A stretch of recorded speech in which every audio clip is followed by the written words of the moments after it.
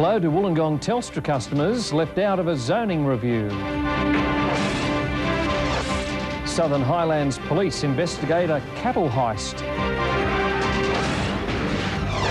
And the BBC workers walk off the job over working conditions. Win News Late Edition with Geoff Phillips. Good evening. Telstra customers in areas around major regional centres will get cheaper phone calls as a result of a zoning review. But businesses in Wollongong will miss out, still facing STD charges on calls to Sydney.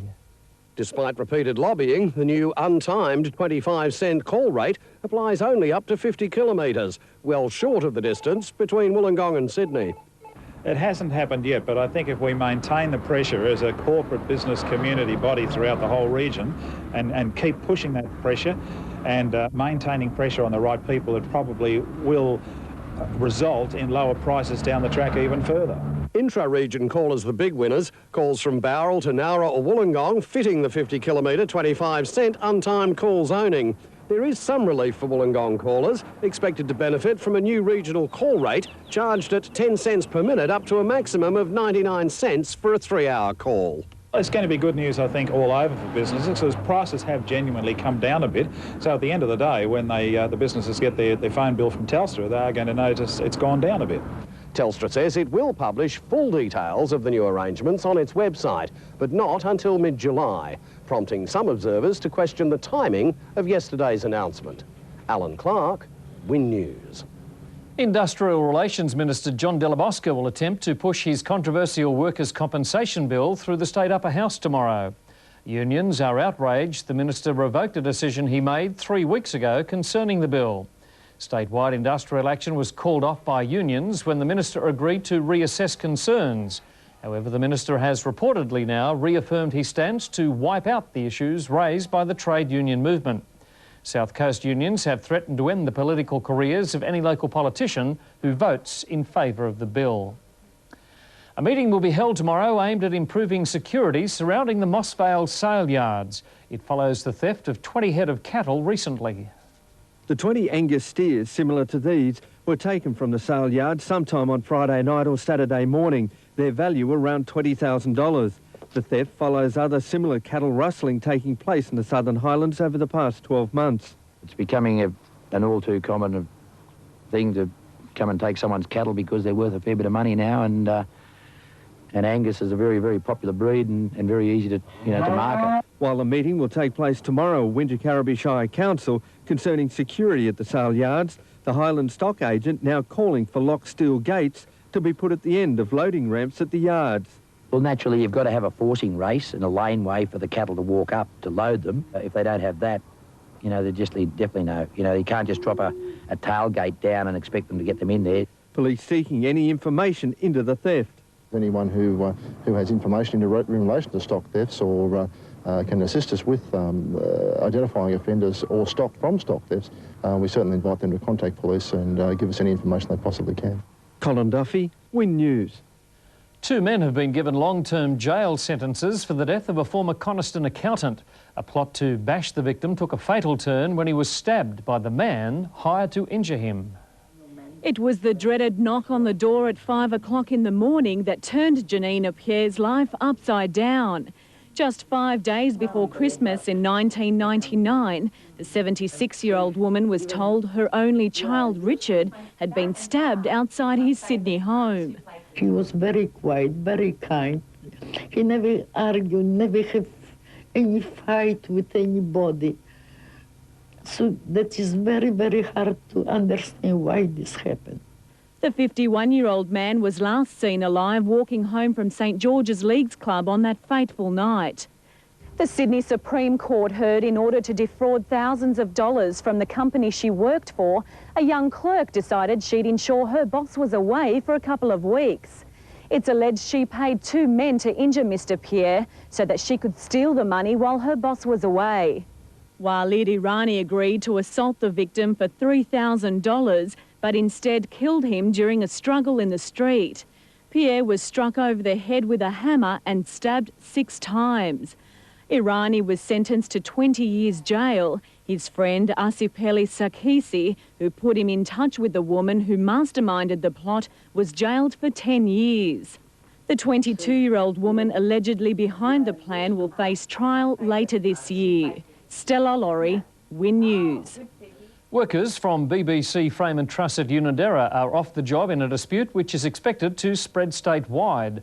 The workers are upset over treatment from management with no sign of a return to work. 2 weeks ago, the 29 workers from Frame and Truss Division voted no confidence in the local site manager. That led to last week's confrontation with management. Having walked off the job, the employees remained out today, upset over a series of issues ranging from allegations of verbal threats to problems concerning wages and rates. The union movement now taking the dispute to other BBC Frame and Truss outlets statewide. Our members around New South Wales will be having stop work meetings today and in the course of the week, and I would estimate by later in the week we'll have action right across New South Wales. Job numbers at the site have been slashed from 64 to just under half that figure, with all casuals put off and overtime per month not worked. The employees claim they've been told the plant is not making profit, with threats of dismissal if not happy. How far can you push these people? Get the job done, or you haven't got a job. So they've had enough of that, and I can agree with them. The employees have taken their concerns to BBC State Management, claiming many current award conditions have been breached. To date, those claims have fallen on deaf ears. The striking men have vowed to remain off the job until the problems are rectified. Cole Duffy, Win News. Wollongong City Council is re-advertising the proposed entertainment centre microbrewery development after Win News revealed the wrong lot number on official notices.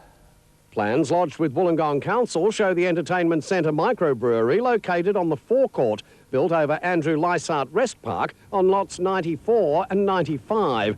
The official notification affixed to the centre showing lot 113. There are a number of parcels of land down there, and obviously the records that have been used to describe the land when the advertising occurred had the wrong lot number, and that's not good, but it's happened and we're now having to re-advertise. Problems with the old Catholic cemetery known about as far back as 1995, when some remains were exposed during construction of the entertainment centre, prompting a major archaeological investigation of the entire site. We have had in the past archaeologists working closely with the council, particularly when we did the Foreshore Plaza, and that may be a requirement that is placed upon the developer on this occasion to ensure those disturbances don't take place. The old Roman Catholic Cemetery Crown Street Wollongong Act of 1969 specifically requiring council to ensure graves aren't disturbed. A new consultative committee formed to look at the entire area, including for the first time a representative of the Catholic Church, despite a church spokesperson telling Win News as recently as last Friday the cemetery was never consecrated nor under their control. Alan Clark, Win News. The Serco Group has taken over control of fire, security and ambulance work at BHP Port Kembla. Following union intervention, the employees are now working under a collective agreement. Today's takeover by Serco follows a turbulent past month at the works, resulting in strike actions, while protective services jobs have gone from 87 to 44. Unions have bitterly opposed Serco's involvement, their only joy coming when individual contracts were scrubbed, making way for collective agreements. We just totally oppose AWAs, and the workforce through their 3-day strike action here opposed and agreed with us. So it was very important. The key issue for us was to get a collective agreement, and we have been successful in that. Serco will now control fire, ambulance and security at the plant, the union to keep a close watch on the new operators. They still don't trust the company 100% based on their past industrial record, but we'll keep an eye on them and see how they go. $1.5 million will be spent on a new control centre for the works, with many of the plant's employees to be trained up in first aid. Serco have a 3-year contract to Port Kembla with a further 2-year option. Colin Duffy, Win News. The police search has ended for 3 men presumed drowned at Burrinjuck Dam. A 3-day air and land search involving Albion Park's McDonald's aerial patrol has failed to find any trace of the men. The search resumed at first light on Saturday. An aerial patrol complemented by over 40 police in boats and on land, looking for any trace of the 3 fishermen. What we want is some information on where we should be searching. 42-year-old Michael Mahalik from Marrickville, his 65-year-old father Paul and his friend 73-year-old Paul Patasta, both from Canberra, arrived at the fishing huts on Thursday. The close-knit Burrinjuck community stunned by news of their disappearance. We are all in the shock, you know, it's just because we know personally to people. There has been the odd person disappear, but no, nothing like this. The men's boat was found overturned near Cathedral Rock. Life jackets and fishing gear still on board. Indications are from the boat itself that the engine was in gear and was in fact being used when the boat overturned. Daybreak Sunday and the dedicated search party returned to the dam. The still morning, a chilling reminder of the bleak conditions. Here Thursday afternoon, I would imagine it would be something like about 8 to 10 below zero wind chill factor. Police say the men had about 10 minutes to make it to shore before hypothermia set in.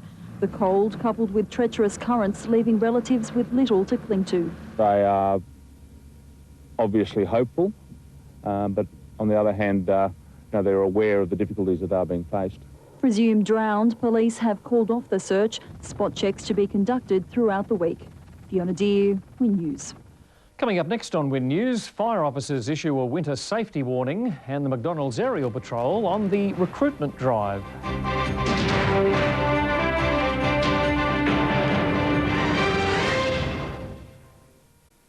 A funeral service will be held tomorrow for long-serving South Coast Smith family manager Rudy Peppercamp, who lost a 2-year battle with